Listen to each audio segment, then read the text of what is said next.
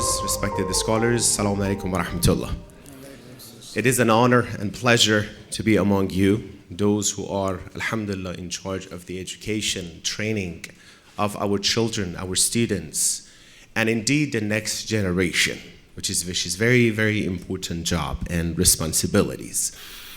We are all together in order to share experience, knowledge, and understanding with each other in order to enhance the Islamic educational system. And when I say system, that means we all belong to the same purpose. And we're here to share, we're here together to improve this cause. And inshallah, this is the continuation of many more gathering and inshallah, experience that we have and the knowledge that we can share with each other. May Allah, inshallah, bless this gathering, this summit, and make it, inshallah, beneficial for all of us and for our schools, for our students, inshallah. Allah subhanahu wa ta'ala in Quran, Surah Mujadala, Ayah 11 says, Bismillah ar-Rahman ar-Rahim, Yarfi Allah, alladhina amanu minkum walladhina utul ilma darajat. Indeed, the reason for elevation, for ascension, are two specific factors. One is Iman, which is very clear, and the role of Iman in elevation. But the second one is ilm and knowledge. The knowledge that it's not supposed to be the hijab and the burden. It's indeed opposite, to help a person to get closer to Allah subhanahu wa ta'ala. And when you look, the first mu'allim is Allah subhanahu wa ta'ala himself. وَعَلَّمَ آدَمَ الْأَسْمَاءَ كُلَّهَا. And the first student is Adam. And we pay attention, we see that Allah subhanahu wa ta'ala sent the most important people that He created, 124,000 prophets, for the sake of this purpose. He made them to be in charge of the education of the ummah they are responsible for. So they were the head of the education of the community of themselves, which is a very important responsibility. And it looks like in this very era, an important piece of the history, that we are together, we are responsible for the same reason. And the same way that people, we judge people before us, there are the future people who are going to come and judge us as well, based on what we're doing. Those who are in charge of the education of the community, those who are in charge of the, training of the next generation, which is a heavy responsibility, but comes with a very important and heavy rewards from Allah subhanahu wa ta'ala, inshallah, as well. So I'm going to make it more practical to understand this gap that we're talking about.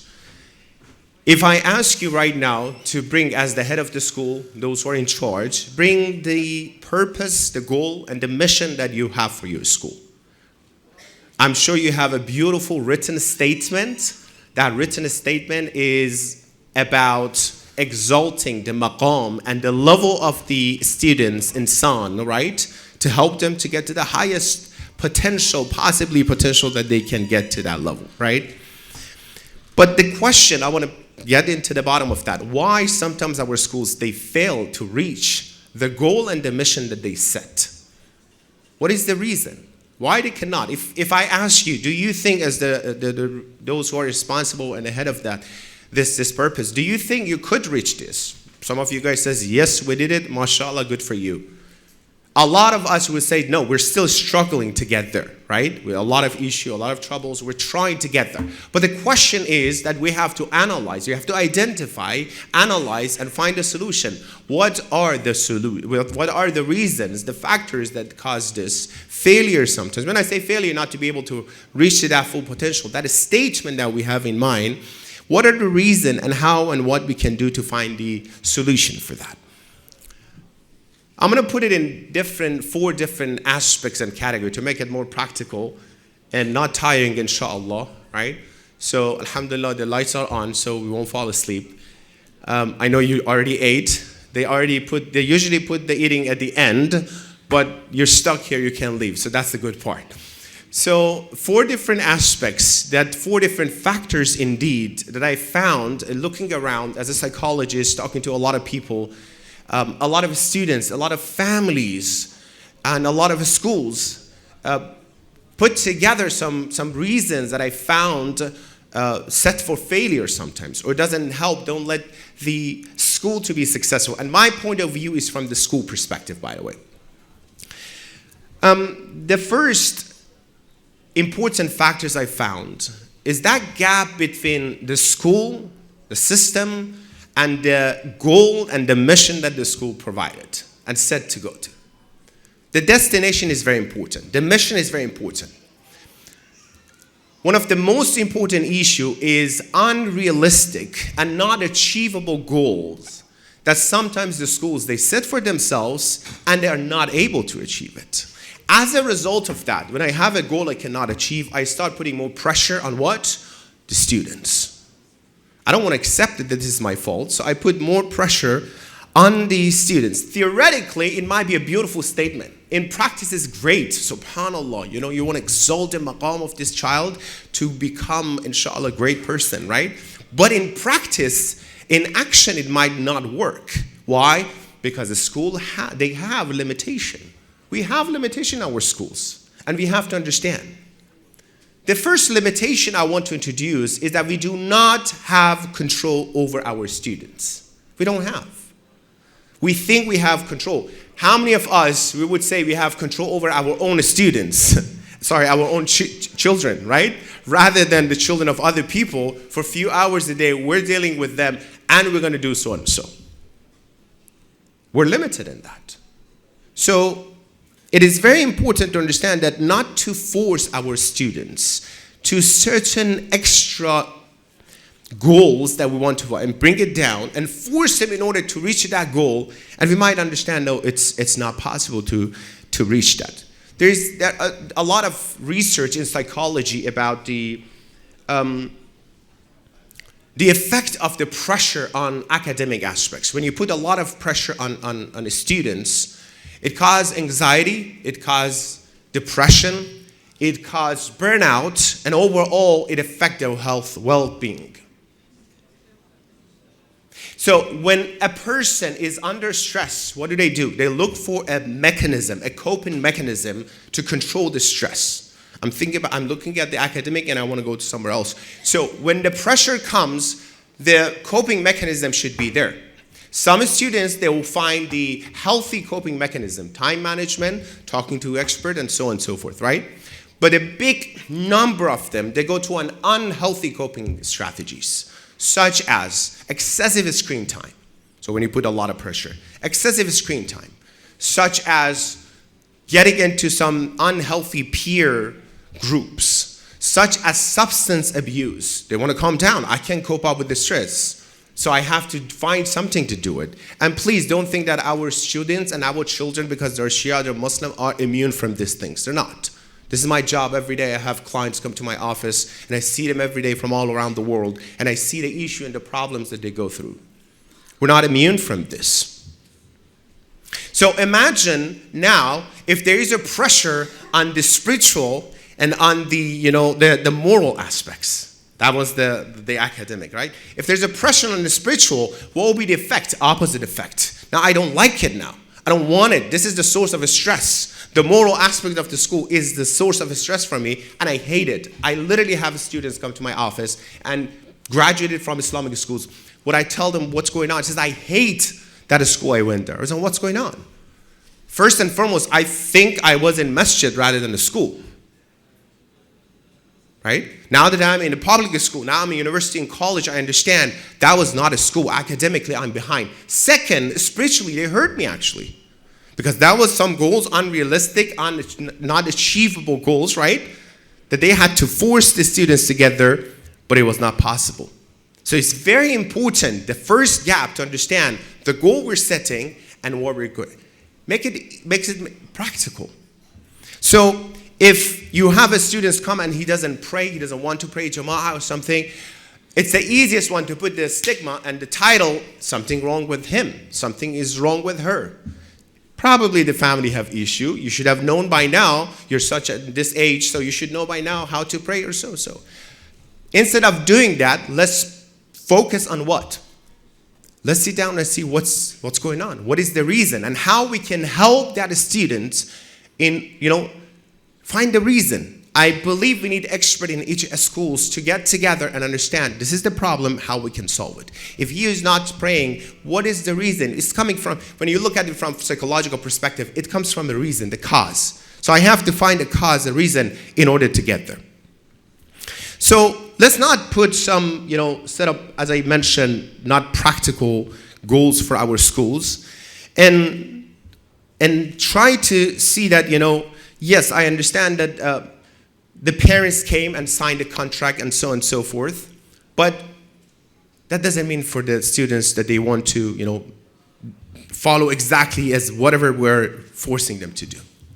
The second limitation in this gap for the school, the second limitation is our teachers. Inshallah, they will be trained in academic, which is definitely necessary, absolutely to be trained. But are they trained for other aspects? Are they trained when it comes to Islamic moral values that we're going to teach? Because the maqam of the muallim in Islam is very important. The behavior, right? The cognitive aspects of that teacher affect the students as well. And the solution to that, continuously train the teachers in order to understand how to connect with the kids, how to deal with the kids. If the teachers have some issue at home, she and he is going to bring it next day to the school. And that's going to be transferred to the students. And the stress of that teacher, who is a mother, who is a father, is going to be transferred to who? To the kid. So that was the first one, very briefly. As Dr. Noman said, I have 45 minutes, you said, Dr. Noman? Yes? Less than that. So the second gap, very quickly, I'm going faster. The second gap between the school and reaching the full potential is the school and home are not on the same page. And we know all of us who want to say, yes, we're trying our best in order to let that happen. I know your parents signed a contract. I'm going to tell you what's going to happen. Once they sign the contract, we have three different groups of parents. First group, they practice perfect, mashallah, we're satisfied with them. Second group, they're not practicing, we have issue with them, and we're going to, have disciplinary actions for them. The third group, that might be sometimes some schools, the largest, they're not practicing, but they're hiding it from you because of the fear of disciplinary actions, right? I'm not showing to you what is happening at a school, at home. Why? Because I know I'm going to be in trouble as parents. I'm hearing from the parents. As I said, I'm not from the city outside of the school. I'm a psychologist. I see people come to my office, talk about their issues, and understand where the issue is. So, and the school starts thinking, parents are different entity. You're responsible for that. I'm responsible for this. If you do anything wrong, so you're responsible for that, right?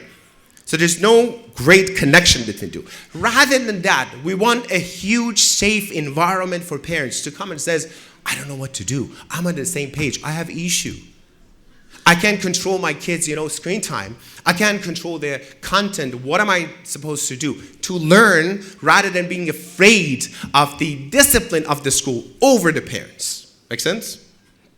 So that's the very important aspects. And this is very dangerous. If the parents feel, because it's a good school, because it's Islamic value, I want to hold it this way, but I have to hide if I have some issue. So don't assume that just parents are responsible for the home. For kids, it doesn't matter. Kids are like the seeds that, yes, the good water should be there, the good quality of the soil, and sun should be there, the gardener should be around. All this system together, it doesn't matter. So the seed, imagine the sun comes and says, no, it's the fault of the water. The water comes and says, no, it's the fault of the gardener. It doesn't matter. The most important thing is how to nurture the seed to comes out, right? So that's the most important thing we have to. There was a mother came to me and says, my son, he wanted to be in a local sport team. And when I talked to the school, it says, it's not our business. Go talk to this. No, you shouldn't. As if we're not responsible for that, you're responsible for it. No, the school and the home should think in the system what is the best for that specific student in order to reach the full potential.